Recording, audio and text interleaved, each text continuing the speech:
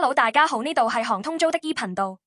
2025年3月13號下午，大嶼山姜山道發生咗一宗交通意外，一架行駛中嘅大嶼山的士因為閃避突然衝出馬路嘅狗隻而失控，撞向路邊石壆，導致司機同4名乘客受傷。事故發生後，現場交通一度全面封閉，救援人員迅速趕到處理。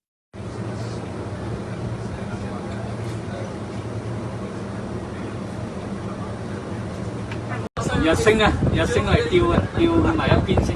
日升搞掂啦，搞掂。據了解，66歲姓張嘅司機駕駛的士沿姜山道往東涌方向行駛，途中突然有狗隻從右方衝出，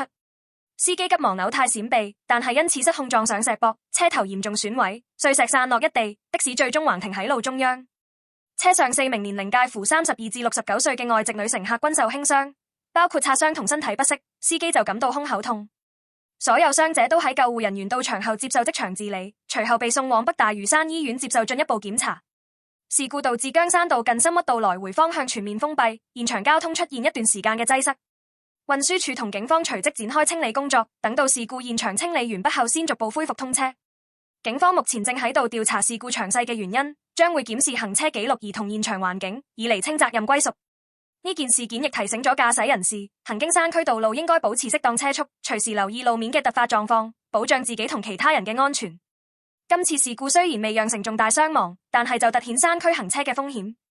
駕駛者應時刻警覺，避免因一時反應而引發更大嘅災難。鍾意呢條片嘅希望大家可以點讚、分享我哋嘅影片同訂閱我哋嘅頻道。如果想知道更多我哋嘅服務，可以掃影片上嘅二維碼，或者用下方資訊欄嘅連結聯絡我哋查詢。多謝大家收睇，呢度係航通租的 E 頻道，我哋下星期再見。